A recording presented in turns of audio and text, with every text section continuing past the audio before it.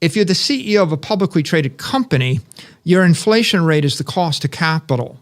And the cost of because your shareholders hold you to that cost of capital. If I go to a public investor and I tell them my goal is 2%, and they're saying, well, the S&P is up 14%, then I'm undershooting their goal. Their index is the S&P index, right? Correct. So the inflation rate for an investor is the index. Now, of course, different investors have different indexes. If you go back to the strategy, if you're a fixed income investor, you've got like a sovereign, or corporate fixed income rate. You've got the junk bond index, you've got the corporate, investment grade index, you've got the sovereign debt index. You have capital structures in the world that have different indexes. Someone that wants to send their kids to an Ivy League school and wants to have a house in the Hamptons, right? They have a different index. Someone that wants to be obscenely wealthy has a different index, right? So that's why you could have everybody talking past each other because and of course, if you keep changing the indexes, the S&P 500 index changes, right? They rebalance it. The PCI, the PCE indexes, they get rebalanced. So the indexes are changing.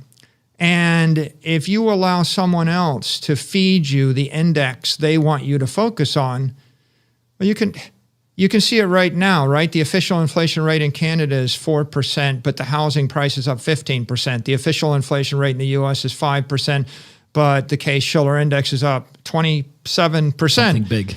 Okay, and of course, it all comes down to deciding what you want in life. Now, in the last 12 months, the S&P is up 34%. If you're sitting on $100 billion worth of cash and you put it in the S&P index, you got $34 billion back. You have $134 billion right now. Mm-hmm. If you held it in conventional treasuries, you're short $34 billion. If you convince yourself that the inflation rate was 5%, or if you convince yourself that you could say, look, my treasury index is just the short-dated sovereign debt index. And so as long as I'm beating the 20 basis points, I'm good. And, by the way, like if I have a bunch of money sitting in a bank, my bankers come to me. I've literally had bankers from the big wire houses. They came to me when I'm sitting on 100 million or 200 million in cash, and they go, we can get you into one of our money market funds that'll yield 22 basis points, and that's much better than the 9 basis points. And they're selling this to me. There are people in suits that make a lot of money, and they're selling it to me. And you read the prospectus, and the prospectus is they're going to do something, and they're going to charge you a 27 basis point fee to generate 22 basis point yield to you. You're literally... They're making more money than you are. You're giving 60% of the yield to someone in a suit that's giving you a service to get you 5 basis points more. But there are people that convince themselves that this is a good idea, right? Mm-hmm. And we come back to that in a second. It's an important truism in the market. Why is it that everybody hasn't bought Bitcoin? Mm-hmm. People ask that, right? All the Bitcoiners wonder, why don't all these investors buy Bitcoin? And the answer is, because there's trillions of dollars of capital locked up in capital structures that are chasing a different index, mm-hmm. right? There's trillions of dollars of money sitting with people that think that inflation is CPI. Mm-hmm. There's trillions of dollars sitting in real estate funds, and they're trying to beat CPI. If I got rents and I'm raising them at the CPI rate and I'm happy with it, there's trillions of dollars invested in fixed income funds where they have to beat the junk bond index or beat the corporate index or beat the sovereign index. And if they beat the sovereign index, if I have $20 billion and all I got to do is beat, the junk bond index or I get paid, then I'm getting paid to invest $20 billion to get 50 basis points more. What happens to those people? Let's say that inflation isn't 5.1% or 5.4%, wherever it comes in on a monthly basis now.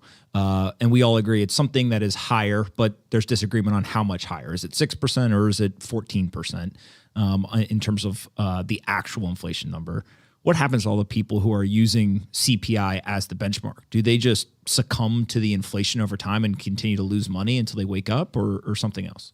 I think a lot of people have a hybrid situation. Like, for example, let's say I run a real estate trust or I run a real estate company and I have $100 million a year worth of rental income. It's capped at CPI. The leases are signed 10 years, 20 years, 30 years duration, 5 years duration. And then you've got all the trade relationships. Like I can't go to the people that rent my building and tell them that the inflation rate's 14%, right? I mean, would you pay a 14% increase in your rent here? No. So there's a certain inertia in parts of the economy where they're going to move up at CPI, or they're going to be flat, or maybe they can do double CPI.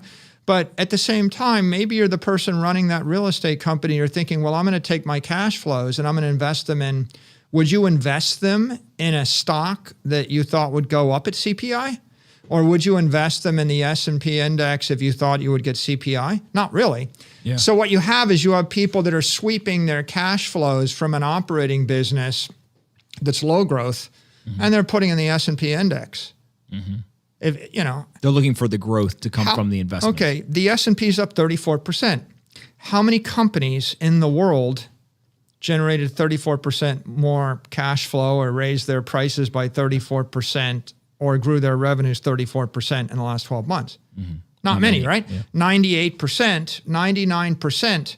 They're in a fiat operating system where they're going to raise their prices or generate cash flows at a rate slower than the rate of monetary inflation. But those same people will turn around and they'll buy Bitcoin, or they'll buy property, or that you may buy property that is going up faster, right? There's not a single commercial rent. There's not a single commercial lease, I think, in the world where they raised the price of the rent 27% in the last 12 months, right? At least I can't imagine if you had a lease, no one's got it capped at the Case-Shiller index. So on one hand, residential property or other types of property could actually be accreting at a much higher rate, while your rents don't accrete at a higher rate. So you're taking duration risk. So I guess the more important point is, there's a lot of capital. When we think about capital structure, it's like $500 trillion to $900 trillion of capital floating around there. It's locked up in structures. Some of it is in currencies, and it can move rapidly. Some of it is invested in companies that can't, right, move rapidly. Some of it is tied up in equity. Some of it is tied up in debt. Some of it's tied up in a trust. I have a trust. My trust gave $10 million to a financial advisor or to a company whose strategy is investing in mid-duration corporate debt. And every year I review their performance versus their index. And over the course of a decade, I might start to shift small amounts out. But I think that the capital is structured in such a way, there's enough inertia in the system that it could take 30 years.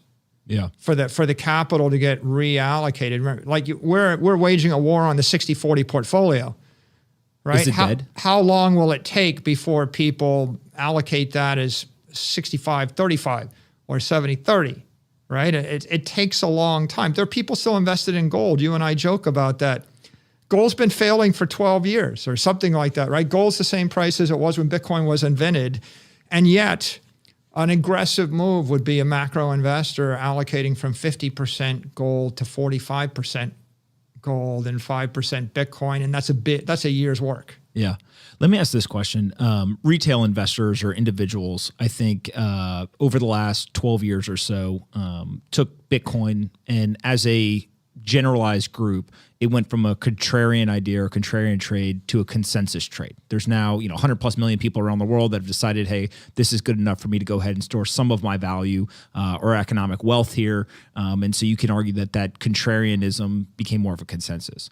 We now, over the last maybe 18 months, have seen in the financial or institutional finance world more people jumping into the game. And so definitely some shift from pure contrarianism to now a little bit more of a consensus. Everyone has to have some sort of Bitcoin strategy. You can't simply just say, oh, it's just for drug dealers, it's just for criminals. You at least have to have had a conversation now, because Fidelity, Paul Tudor Jones, Stanley Druckenmiller, many others have all now started to participate.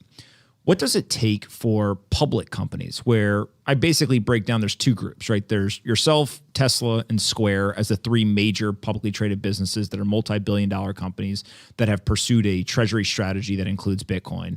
And then there are all of the publicly traded crypto native companies, whether they're miners, whether they're places like Coinbase, et cetera.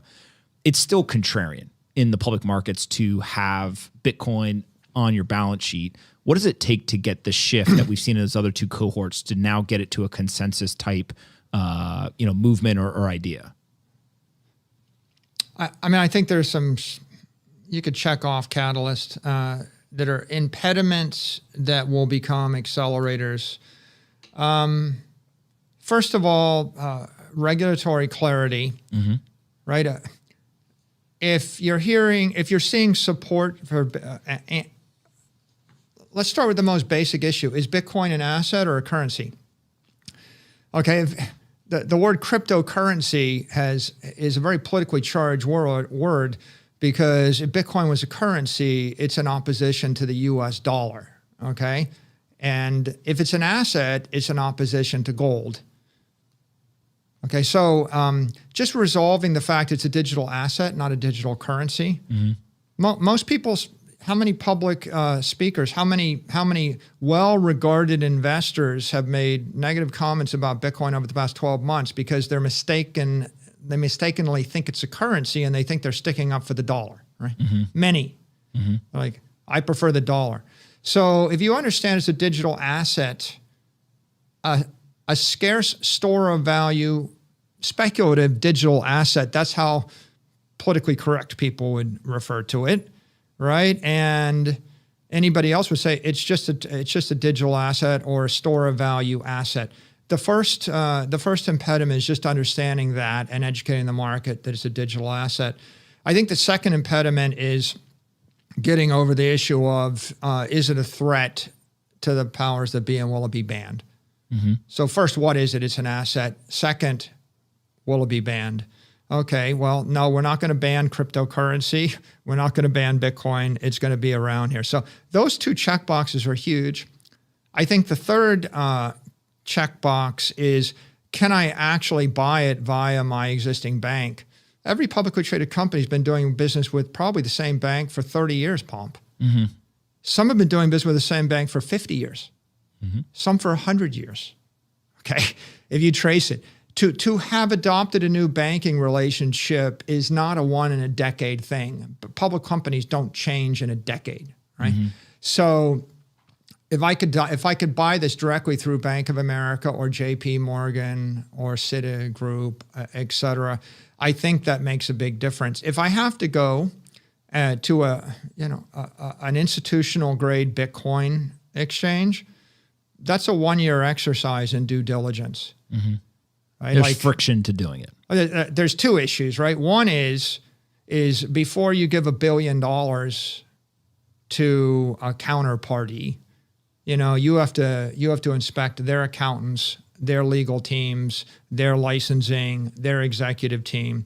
Would you give $1 billion to a private company that's new, right? It's like, that's a huge hurdle. And the second is they're not FDIC insured, right? They're not. The imprimatur being backed by the U.S. government means that, in any liquidity crisis, the Federal Reserve gives you $10 billion or $100 billion. How much money did you need, right? And that's what the big licensed banks have. And, the last holdout that wasn't doing that was Goldman Sachs. In the great financial crisis, they broke down and they became a bank, right? And it matters. So if you want to move huge sums of capital, right, at the point that some of the major banks handle the asset, that makes a big difference, because it checks a lot of boxes and people are pretty conservative about that. I think the next hurdle is accounting. Explain what the this accounting problem is, because I don't think a lot of people understand how big of a problem this is. Yeah. It's a source of massive inertia because every publicly traded company is running on GAAP accounting. And so we're publishing our GAAP balance sheet and our P&L every quarter. And investors are reading the P&L. And the whole point of GAAP accounting is, in theory, I ought to be able, at a glance, in 30 seconds, look at your balance sheet and know how much capital you have. And in 15 seconds, look at your P&L and know whether or not the business is well run. And when the GAAP accounting aligns with the underlying business, then you can do that. But when it gets out of alignment, then you have to adjust it with pro forma accounting, non-GAAP accounting, or adjusted accounting. And when you get to adjusted accounting, it goes from being a 30-second inspection to a 30-minute thing. And you know how difficult it is to communicate a 30-minute concept to the world? Very, very challenging. So the issue right now, and the issue when we got into Bitcoin is no publicly traded company held any material Bitcoin. So the accounting treatment was probably appropriately conservative. The most conservative accounting treatment you could imagine is indefinite intangible. And what indefinite intangible accounting means is you buy something, you test it against the market continually, you take the lowest bid and you mark the value of the asset down to the lowest bid at any point in the history of your ownership. And you treat that not as an investment, but you treat that as a loss in the core business, the operating business. So if you have a business that makes $100 million a year and it's run perfectly, with a perfect pegged 20% operating margin, right? If you buy Bitcoin and Bitcoin trades down for 1 hour and trades back up again, you might have a $100 million operating loss.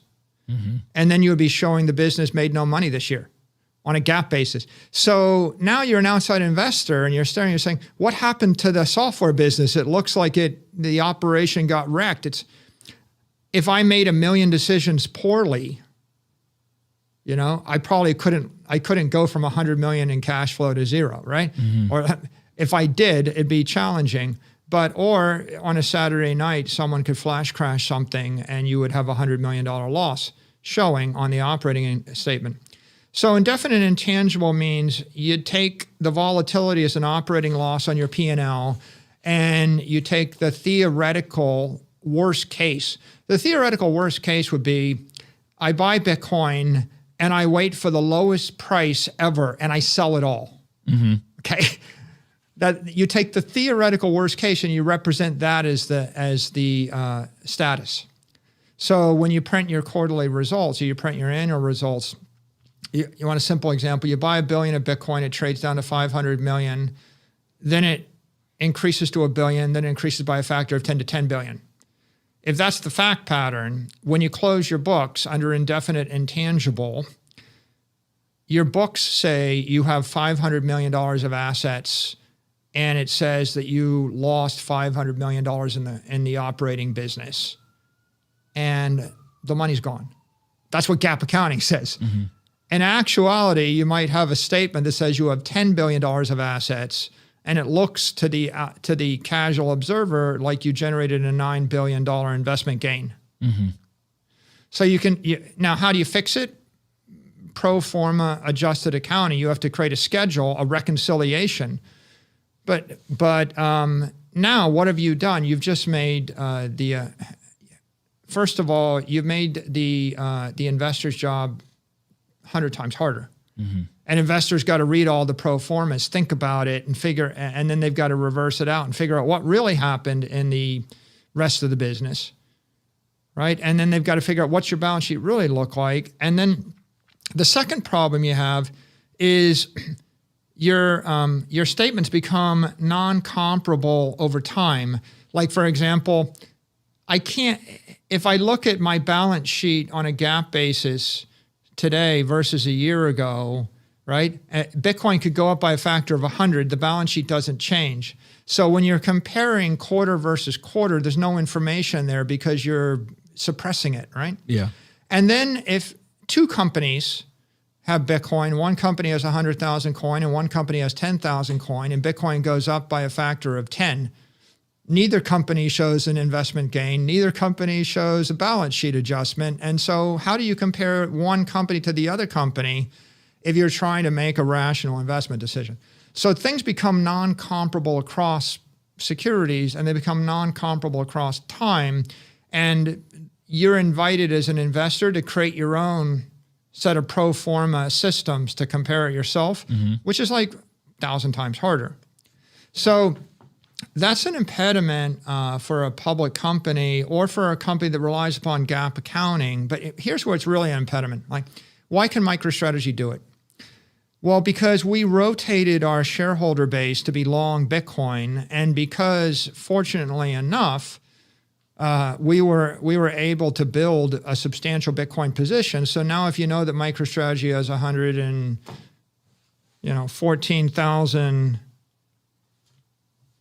Bitcoin. Yeah, if I have 114,000 Bitcoin and 114,042 Bitcoin, all you have to know about MicroStrategy is take 114,000 and you multiply by the price, and you know that we've got that much. But let's say that you were Google, or you were Apple, or you were Facebook. Well, you've got all these other businesses, or Amazon, and now you're trying to decompose the businesses. And if they buy a big Bitcoin position, then what looks like a pristine P&L, everybody debates, is Apple's gross margin going to be 38% or 38.5% this quarter? And that's a big deal, right? I mean, there are people who take victory laps on getting within 1% of the gross margin. Well, your gross margins would totally all your margins get blown out of the water from the volatility, the accounting volatility of the Bitcoin. So how do we solve it? What is the change that needs to be made where you would say, okay, the system we have right now is an issue and it's an impediment. If we move to X, that's the solution in your opinion? Yeah, well, I joke with people, right? Like, you'd be better off buying baseball cards or art or just about anything than buying Bitcoin from an accounting point of view. Because if I went and bought sculpture or, some random anything, normally the test would be like once a year, you check to see if the asset's been impaired. But checking to see if an asset's impaired occasionally is much better than checking to see if the asset's impaired every minute of the day, right? So there are different types of accounting treatments, but if you were to buy $1 billion worth of a security, like an ETF, like one immediate fix is you buy $1 billion worth of a Bitcoin ETF. It's not property anymore, it's a security. If you're owning a security, generally accounting says you value securities based on fair market value or fair value accounting. So that means that if it doubles, you would show an investment gain. This is the Warren Buffett's accounting for Coca-Cola stock or for Apple, right? So fair value accounting is applied to securities. Fair value accounting is applied to certain other things. If the accounting goes from indefinite intangible to fair value, in that case, then you would be showing the $10 billion of Bitcoin as an asset on your balance sheet. And then you would show the gain or loss as an investment, what they call below the line adjustment. Like on a quarter where it's up $2 billion, you would have a $2 billion investment gain. And a quarter where it's down $500 million, you'd have a $500 million investment loss. And that provides more clarity. It's kind of a benefit to investors because an investor can separate the gain and the loss from investment activity from the gain and the loss from operating activity, right? And that helps you to figure out, is the core business healthy? And if Warren Buffett prints like $3 a share or some large amount of EPS, I want to decompose it into how much of it was from the stock portfolio versus how much of it was from the operating businesses. right? And then I can extrapolate out rationally. So ultimately, I think fair value accounting is the solution to allow public companies to hold this in large quantity. This is why, say, even a Tesla or a Square would buy not 100% of their balance sheet or 50%, but 5%. Yeah. If it's 5% or 1% or 2%, it's not going to be material to the rest of the P&L and the rest of the balance sheet treatment. When it becomes 50%, the volatility from the accounting treatment will optically impair transparency against the P&L and the rest. So when I look at the public companies right now, let's put aside the kind of Bitcoin or crypto native companies, the miners and Coinbase, et cetera.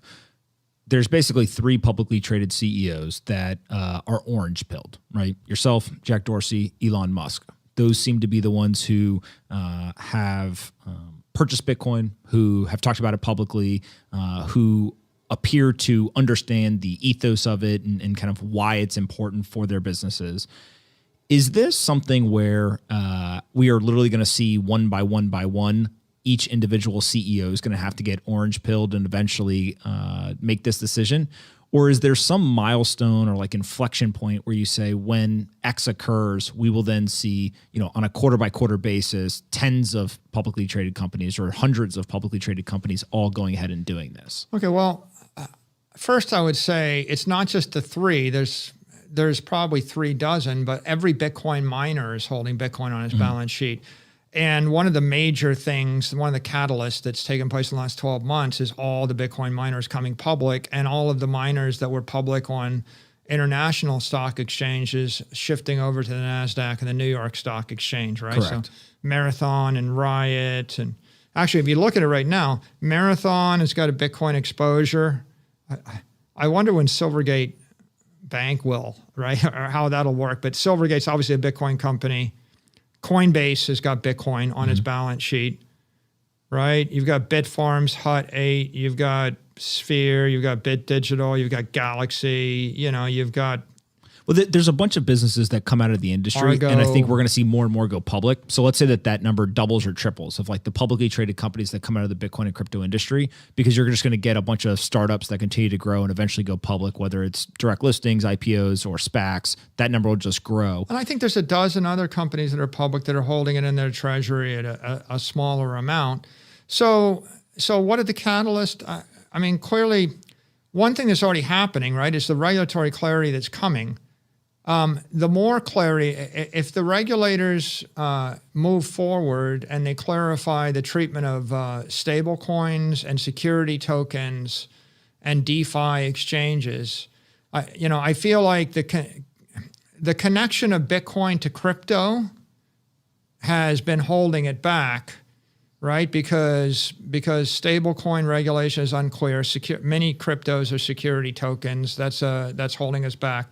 The exchanges that are trading Bitcoin while they're trading security tokens, right? The connection of Bitcoin to SHIB or Dogecoin, right? This holds back a public entity from wanting to get into that space. I mean, in fact, it's really the express concern that the SEC has about approving a Bitcoin spot ETF, right? Which is they're concerned about the markets where Bitcoin is trading, right? And they're concerned probably about what's Bitcoin volatility coming from? It's coming from the cross-collateralization of crypto markets with high leverage, trading at off hours, right, against thin liquidity pools of other security tokens, right? And so as that clarity comes with regard to the entire crypto ecosystem, it's going to decrease volatility, and it's going to increase confidence of large public investors and large public companies. That'll be part. I think if we get clarity from FASB or any kind of improvement in the accounting situation, that's a plus. And there's a groundswell of interest, right? There were 515 letters sent to FASB on this subject, and there was a lot of commentary from regulators, from we've got congressmen, we've got senators, we've got auditors, we've got big institutional investors, we've got big publicly traded companies, and they're all opining on the issue. So, and I have yet to see anybody, I haven't seen any articulation by anyone suggesting that the current accounting treatment is beneficial. Yeah, right? no, I think that's fair. So it's broad-based consensus that it's time to take a look at this again. So I think that accounting is important. I think that, we just see the barriers with the banks getting knocked down, right? Like at the point that you saw the commentary by the chair of the FDIC, where she said, we're looking for ways to allow banks to hold Bitcoin on their balance sheets, right? If FDIC, it used to be our dream was one day big banks may actually own Bitcoin, what if all the big banks own Bitcoin? But now I think we've flipped to another observation, and this is an interesting one. In that stablecoin working group paper that was released last week, not only did they say it's okay for FDIC-approved banks to hold stablecoins, they actually said it's required to be an FDIC-insured bank to hold a stablecoin. Okay, so we're actually growing up as a crypto industry. We're going from unlicensed, non-institutional grade corporations that are primarily entrepreneurial and fast-moving to licensed, institutional, regulated entities. And if you look at that, isn't the conclusion that the next step, I see as a green light, JP Morgan, Citigroup, Bank of America are going to issue $1 trillion worth of stablecoins. I mean, it's an invitation, like it's a green light to every single bank in the world, right? If you're Silvergate or anybody that's in the crypto industry now, right? This is kind of a message. I don't think it's that much longer, right? If you can hold a stable coin as a digital asset, it's not that much longer before you hold Bitcoin as a digital asset. And if the FDIC is saying we need to find a way for banks to be able to hold this, and if the president's working group is saying you need to be a bank in order to hold the stable coin, then I think that sometime in the next 12 months, we actually start to see large banks getting in the business. Is this good or bad? The financialization of Bitcoin, let's talk about, and then there's obviously all of these other technologies and assets. But I think that there's a group that would argue the more that the asset becomes financialized, the more that it gets not just accepted by the licensed organizations, but you see legislation or directives that say you have to be FDIC insured in order to interface with this stuff.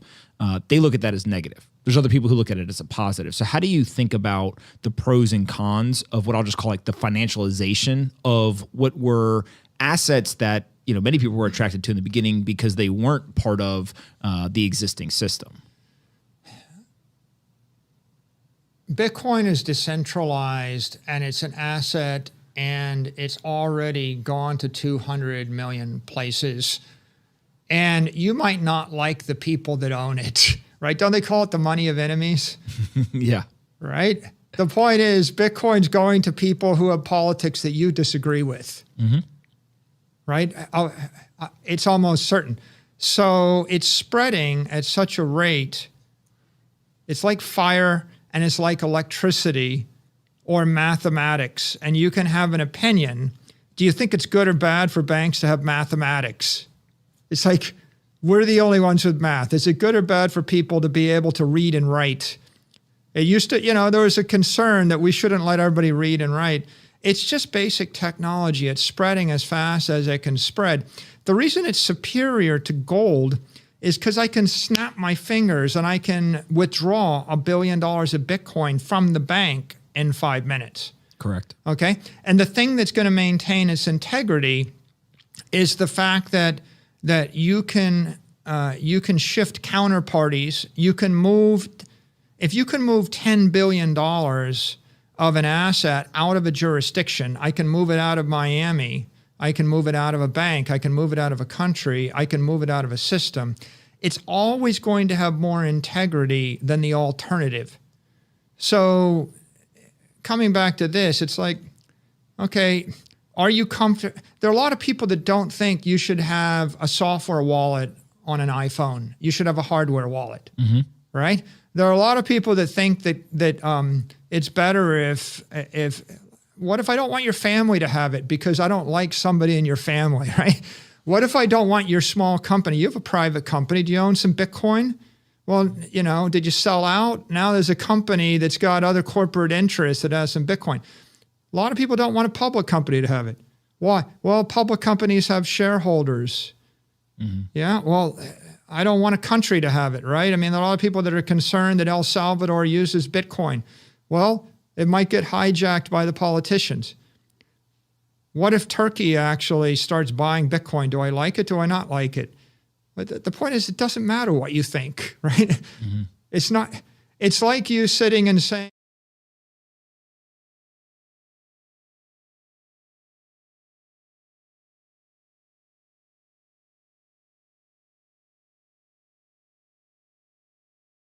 welcome everybody to the B Word. I'm Steve Lee, the lead of Square Crypto, and I'm here today to moderate a discussion about Bitcoin that will span from what makes it special to the its relationship with energy, the community ethos, and the future of Bitcoin. I'm joined by three special guests. First is Kathy Wood, founder, CEO, and CIO of ARK Invest. Next is Elon Musk, techno king of Tesla and chief engineer of SpaceX. And finally, Jack Dorsey, CEO of Square and CEO of Twitter.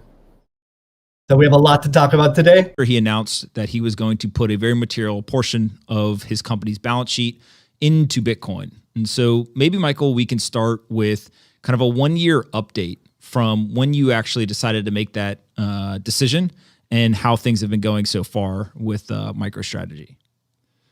Sure. Well, if you roll the clock back to July, we had $500 million of capital in our treasury. We were holding short-dated treasury securities and generating effectively like 20 basis points of yield on it. We'd seen a K-shaped recovery. Wall Street came back with a vengeance. Main Street was flat on its back. And it was clear there's monetary inflation. So we decided that we were going to lose a large portion of the $500 million in purchasing power if we didn't do something. My forecast then was probably like 25% inflation. And you could have got there just by looking at the S&P index. So I thought, 500 million minus 25%, like losing $125 million in 12 months is kind of like losing money at 2 to 3x the rate that the 2,000 people in the company were making money. So we either needed to give the money back to the shareholders or we needed to invest it in something. So the thought was, well, if we're a company, a Main Street company struggling against all the lockdowns with all the uncertainty, and we are doing it minus $500 million, it feels like a university giving up its endowment as it goes into a crisis, right? So that decapitalizing the company, it was a way to give the $500 million to shareholders. They would have put it in the S&P 500 and they would have got 34% on it. If we had done that. But we would have, in essence, left ourselves defenseless without any capital. So that was one strategy. The second was invest it all. I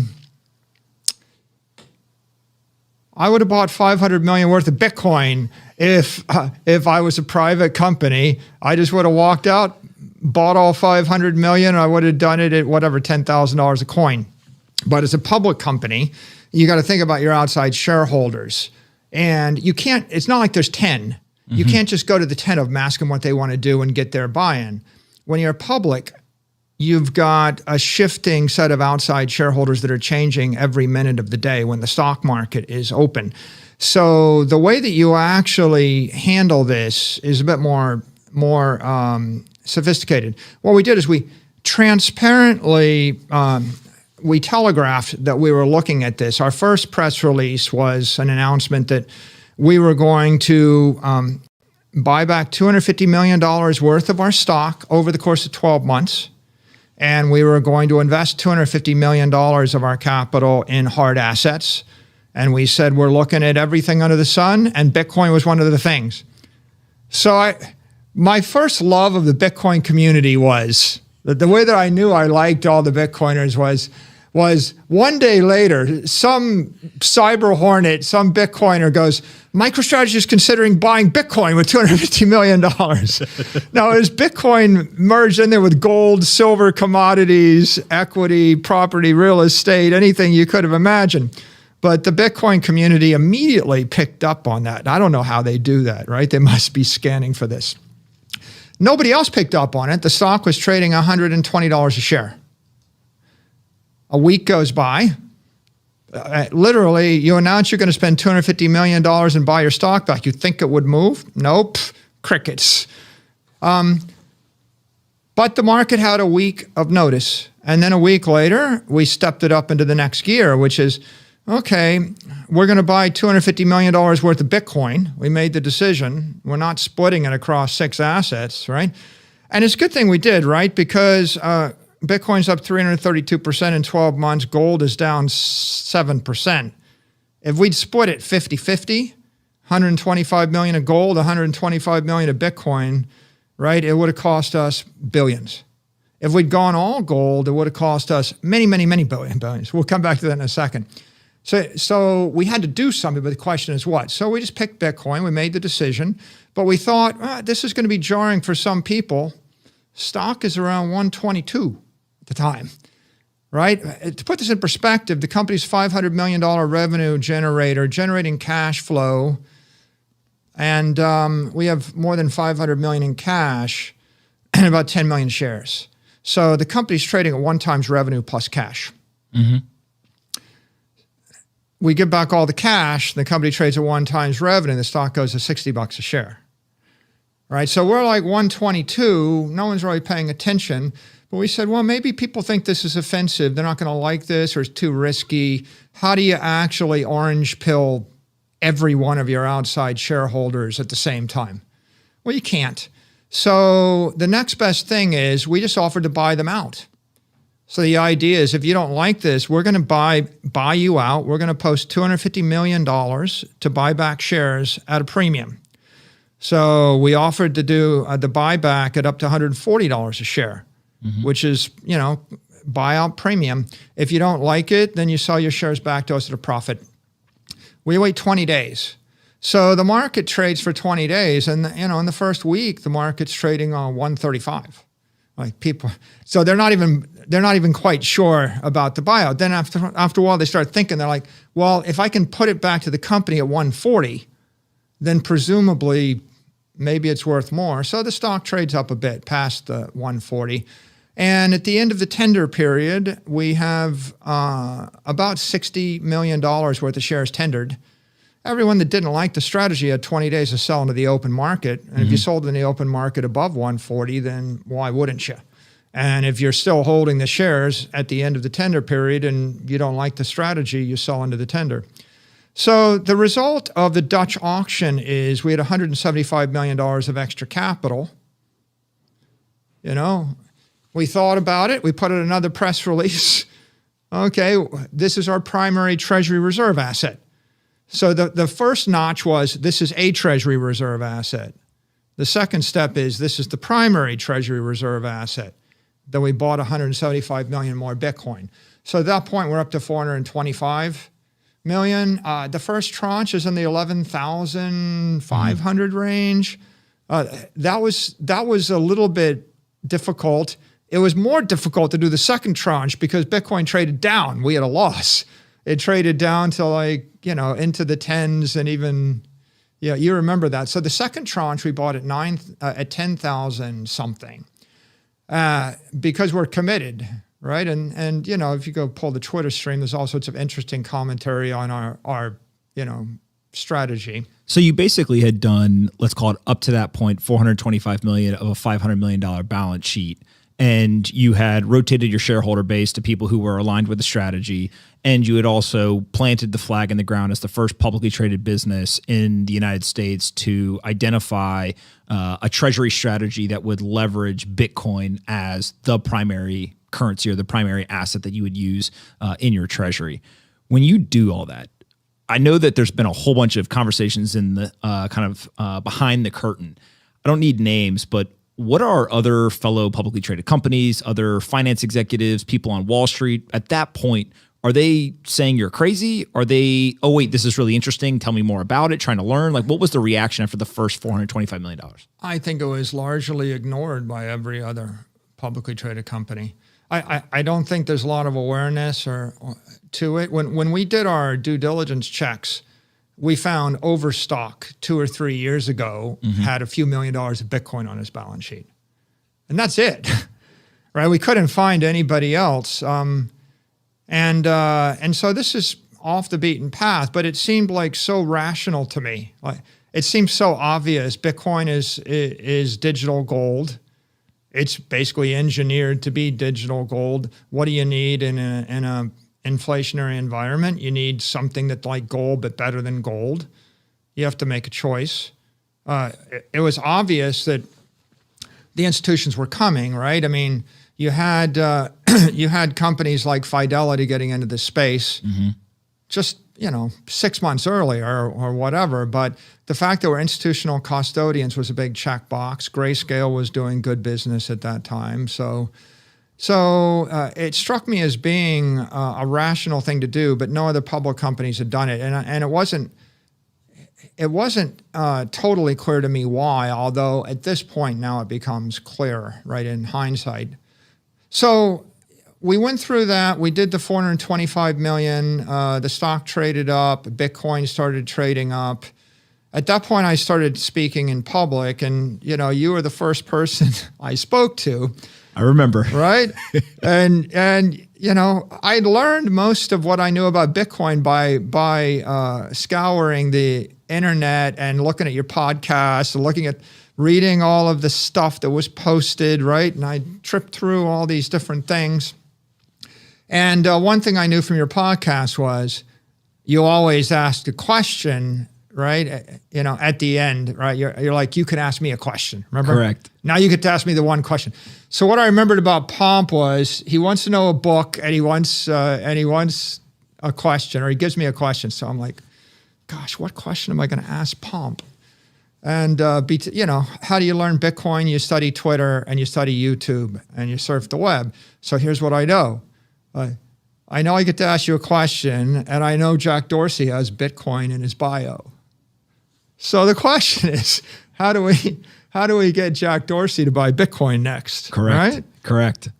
And at that point, we're all alone as a publicly traded company, and people aren't quite sure if we're crazy. But what happens next is some bullish things, right? I mean, I thought that when Square bought Bitcoin, that was a seminal event, right? Because one data point is a question mark, but when you had the second data point, you can draw a line. And so that was a big day. When PayPal announced support for Bitcoin and they started moving it, that was a big day. That was a data point, right? Those were the data points that moved us from 10,000 to 12,000 a coin. And at some point, some Citron research studied, discovered my stock, and Andrew left, I guess, said something positive, and the stock started trading up, and then it traded into the high 100s, and then it traded into the 200s, and Bitcoin started trading up, and when we got into the teens, people thought, oh, well, there's something interesting here. So the next step in our journey was, like, in addition to me starting to communicate why we had done what we'd done, the next step in the journey was to go out and buy more Bitcoin. So we started buying more Bitcoin as part of the Treasury Reserve strategy, and that got people's attention. Then when the stock got to the 300 range, that was the highest it's been in a decade, 300. So we started thinking, well, maybe we can raise more money. And so we went back to the convert market, and we were trying to raise $400 million in a convertible debt offering, but it was extremely popular and we were oversubscribed. So we upsized the deal to $650 million. So that was a screaming home run. We had proposed a 32 to 37% premium. We priced it at the 37.5% premium, the high end of the spread. We'd proposed like 1.25% to 0.75% interest. We priced at the low end of the interest rate. So we raised $650 million at 75 basis points with a strike price of $398. The stock had not traded at $398 in a decade. Mm-hmm. So it seemed like reasonable. If you could sell $650 million of stock at $398 a share, it seemed like a reasonable thing to do at the time. So then we took that and we bought Bitcoin with that. So that was, we started out with we're going to raise the money for general corporate purposes. And along the way, the discussion was, what are you going to do with it? And I said, well, I want to be able to buy Bitcoin with it. And they said, well, we should put that, into the disclosure. I said, yeah, we should disclose that. And then they said, well, are you sure you're going to buy it? And I said, yeah. So eventually it flipped and it became, we're doing it to buy the Bitcoin. So that became, in the history of first, right? We're the first public company to buy Bitcoin on the balance sheet. We're the first public company to declare it a treasury reserve asset. We became the first public company to do a Dutch auction, which is in essence like an equity issuance to buy Bitcoin, right?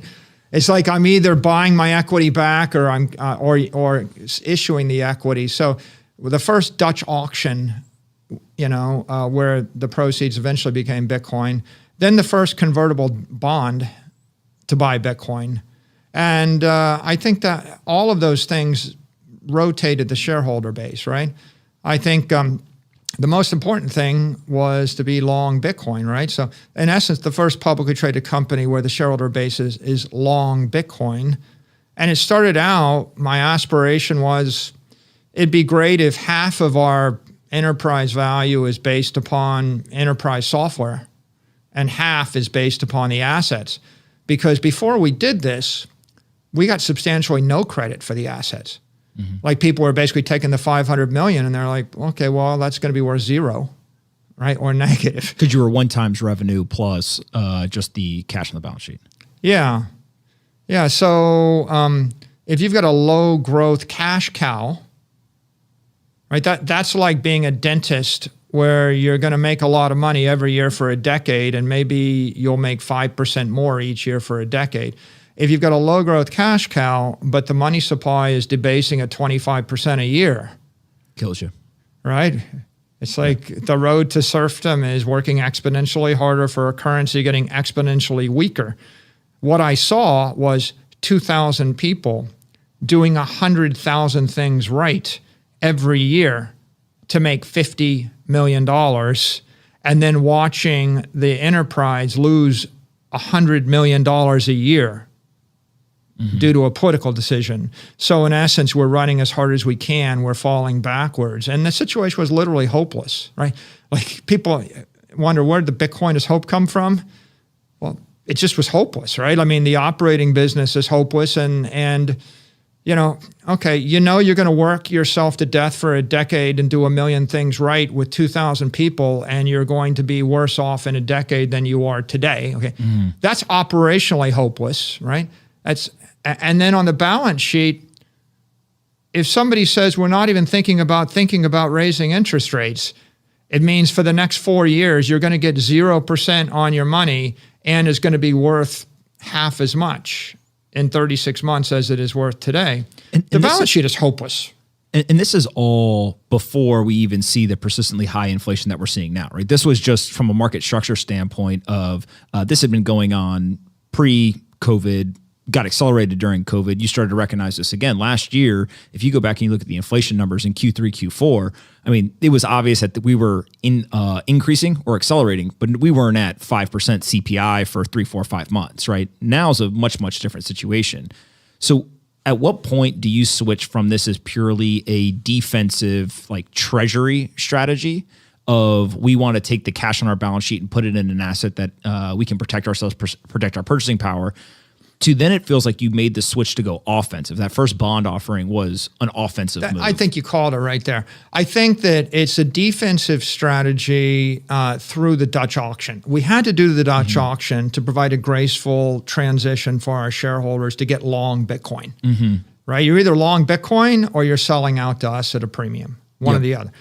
And then from that point, Bitcoin started moving up and our stock started moving up. And then we realized that like the conservative thing to do is just stop there. And if we'd stopped there, I mean, we would be all equity, $475 million invested at $11,000 a coin or something. And that's not a bad result, right? We would have made 6x our money. But what we realized is we could borrow money at 75 basis points. And you know, Bitcoin's up 171% a year every year for a decade, right? If you can borrow money at 1% and invest it at 171%, your arbitrage is 170% on how much? Well, how much do you want, right? Like, where are you going to stop that? When you borrowed at the 75 basis points, I was impressed. But then you followed it up and you borrowed even more at a 0% interest rate, if I remember correctly. What was the second offering? Because the first offering came out, the strike was 398. Bitcoin kept moving up. Our stock kept moving up. Eventually, that bond was the best performing bond of the entire year. Right, Anthony? What I'm saying is of every single corporate bond sold in the year 2020, every convert, every junk bond, everything sold, every municipal bond, whatever you could imagine, the single best performing bond was MicroStrategy convertible bond, where you could have doubled your money. You know, at some point it was trading insane amounts, like triple, you know, your money on a bond. Okay, so we had good success there, and of course Bitcoin kept moving up, and our stock kept moving up, and we realized by February that we could do another offering. The next offering was we came in the market offering $600 million. The first one we started with $400 million. This time we started with $600 million. But again, it was oversubscribed. We upsized it, exercised the green shoe. It became a $1,050 million offering. And the range was 50 basis points to zero. So we struck it at zero. And you know, up 50, 37, I forget the number, but we ended up having a 50% premium or 47%. I forget exactly. It was a high premium. It was a low coupon. The strike price is $1,432 a share. So now put this in perspective. This is 10 times the price of the Dutch auction, you know, some number of months earlier. Now, so why'd we do that? Well, because if you could borrow $1 billion at 0% interest and invest it in something going up 170% a year, pretty good trade. Why wouldn't you do it, right? Like every single business on earth that's debt financed presumably is borrowing money to invest in something which is going to return a higher yield than the cost of the debt. Now, I want to pause here and make one point. The reason that I was sensitive to inflation was I immediately saw the inflation in March and April in the stock market, right? Because my inflation bogey wasn't, if I were to go to all my investors and say, I got $500 million, I'm investing it at 2% interest and inflation rate's 1%, they wouldn't have given me a pat on the back. They would have said, the S&P index is moving up 10% a year. Your hurdle rate, your cost of capital is not 1% or 2%, it's 10%. And maybe you're getting 5% yield on a piece of debt, then I don't know, hold my nose, but you're losing 5% a year. Half-life of the money is 12 years. Okay, fine, but like you shouldn't be holding it. You should be buying your stock back or buying another company with that. Sitting on that cash it doesn't make any sense. Saifedean says the dollar-weighted monetary inflation rate across all currencies for the last 30 years is 14%. Interesting number he comes up with. 14% is the inflation rate of the currencies. Now, that would be the inflation rate on scarce desirable assets or any portfolio of assets. And if I look at my screen right now, over the last 10 years, the S&P 500 is showing 14.15% interest, or 14.15% compounded annual growth rate. NASDAQ's up, 19%, gold is up 20 basis points, nothing. Bitcoin's up 170%, right? And long bonds give you like 2.5%. So the monetary inflation rate equals the S&P index. Well, the traditional way you'd value a stock is you would put a risk premium on it, and you would say, well, your cost of capital is the return plus the risk premium. So it used to be we'd think, well, there's a 3% risk premium, and the inflation rate then would be 11%. But I think that if you buy the S&P index, you're kind of in theory stripping out the risk because you're buying 500 companies. So the S&P index can be viewed as a proxy for monetary inflation. And the question of inflation is, what's your inflation rate? Well, what do you need to buy? If you're a consumer, then your inflation rate might be CPI if you agree to buy what the Federal Reserve tells you should want, right? And the market basket of things in the CPI is what the government says you should want in your life. But they never included a Picasso or a jet or a yacht or a house in Miami Beach in that market basket.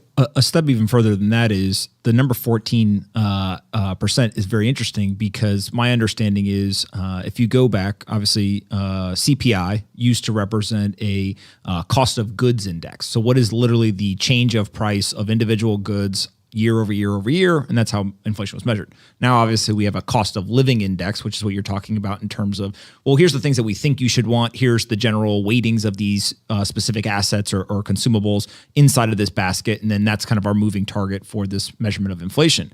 But if you were to go back and look at the cost of goods index based on how it used to be calculated for CPI and apply it to today's numbers, you get about 14%. And so not only is the S&P, not only is that monetary inflation, but also that cost of goods index based on the original calculation of inflation is around 14% as well, which is, there's coincidences in life, but it seems to keep coming back to somewhere in that kind of mid-teen number when we're trying to understand what is that inflation. Yeah, isn't it interesting? The hedonic adjustments kill you. But on the other hand, and I say this oftentimes, inflation is a vector, and what I mean is you got to use multi-dimensional arrays and linear algebra to even start n-dimensional linear algebra to even start to deal with the issue. Another way to say it is you can calculate a different inflation rate for any person in any jurisdiction based upon their mix of products, services, and assets they want to acquire.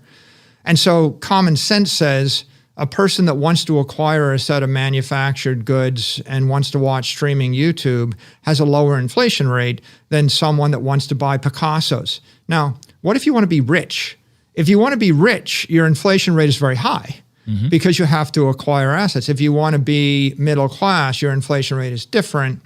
So back to why I did what I did. If you're the CEO of a publicly traded company, your inflation rate is the cost of capital. And the cost of because your shareholders hold you to that cost of capital. If I go to a public investor and I tell them my goal is 2%, and they're saying, well, the S&P is up 14%, then I'm undershooting their goal. Their index is the S&P index, right? Correct. So the inflation rate for an investor is the index. Now, of course, different investors have different indexes. If you go back to the strategy, if you're a fixed income investor, you've got like a sovereign, or corporate fixed income rate. You've got the junk bond index, you've got the corporate, investment grade index, you've got the sovereign debt index. You have capital structures in the world that have different indexes. Someone that wants to send their kids to an Ivy League school and wants to have a house in the Hamptons, right? They have a different index. someone that wants to be obscenely wealthy has a different index, right? So that's why you could have everybody talking past each other, because and of course, if you keep changing the indexes, the S&P 500 index changes, right? They rebalance it. The PCI, the PCE indexes, they get rebalanced. So the indexes are changing. And if you allow someone else to feed you the index they want you to focus on, well, you can see it right now, right? The official inflation rate in Canada is 4%, but the housing price is up 15%. The official inflation rate in the US is 5%, but the Case-Shiller index is up 27%. Something big. Okay, and of course, it all comes down to deciding what you want in life. Now, in the last 12 months, the S&P is up 34%. If you're sitting on $100 billion worth of cash and you put it in the S&P index, you got $34 billion back. You have $134 billion right now. Mm-hmm. If you held it in conventional treasuries, you're short $34 billion. If you convince yourself that the inflation rate was 5%, or if you convince yourself that you could say, look, my treasury index is just the short-dated sovereign debt index. And so as long as I'm beating the 20 basis points, I'm good. And, by the way, like, if I have a bunch of money sitting in a bank, my bankers come to me. I've literally had bankers from the big wire houses. They came to me when I'm sitting on 100 million or 200 million in cash, and they go, we can get you into one of our money market funds that'll yield 22 basis points, and that's much better than the 9 basis points. And they're selling this to me. There are people in suits that make a lot of money, and they're selling it to me. And you read the prospectus, and the prospectus is they're going to do something, and they're going to charge you a 27 basis point fee to generate 22 basis point yield to you. You're literally... They're making more money than you are. You're giving 60% of the yield to someone in a suit that's giving you a service to get you 5 basis points more. But there are people that convince themselves that this is a good idea, right? Mm-hmm. And we come back to that in a second. It's an important truism in the market. Why is it that everybody hasn't bought Bitcoin? Mm-hmm. People ask that, right? All the Bitcoiners wonder, why don't all these investors buy Bitcoin? And the answer is, because there's trillions of dollars of capital locked up in capital structures that are chasing a different index, mm-hmm. right? There's trillions of dollars of money sitting with people that think that inflation is CPI. Mm-hmm. There's trillions of dollars sitting in real estate funds, and they're trying to beat CPI. If I got rents and I'm raising them at the CPI rate and I'm happy with it, there's trillions of dollars invested in fixed income funds where they have to beat the junk bond index or beat the corporate index or beat the sovereign index. And if they beat the sovereign index, if I have $20 billion and all I got to do is beat, the junk bond index or I get paid, then I'm getting paid to invest $20 billion to get 50 basis points more. What happens to those people? Let's say that inflation isn't 5.1% or 5.4%, wherever it comes in on a monthly basis now. And we all agree it's something that is higher, but there's disagreement on how much higher. Is it 6% or is it 14% in terms of the actual inflation number? What happens to all the people who are using CPI as the benchmark? Do they just succumb to the inflation over time and continue to lose money until they wake up, or something else? I think a lot of people have a hybrid situation. Like, for example, let's say I run a real estate trust or I run a real estate company and I have $100 million a year worth of rental income. Mm-hmm. It's capped at CPI. The leases are signed 10 years, 20 years, 30 years duration, 5 years duration. And then you've got all the trade relationships. Like I can't go to the people that rent my building and tell them that the inflation rate's 14%. Right? I mean, would you pay a 14% increase in your rent here? No. So there's a certain inertia in parts of the economy where they're going to move up at CPI, or they're going to be flat, or maybe they can do double CPI. But at the same time, maybe you're the person running that real estate company. You're thinking, well, I'm going to take my cash flows and I'm going to invest them in would you invest them in a stock that you thought would go up at CPI? Or would you invest them in the S&P index if you thought you would get CPI? Not really. Yeah. So what you have is you have people that are sweeping their cash flows from an operating business that's low growth, and they're putting in the S&P index.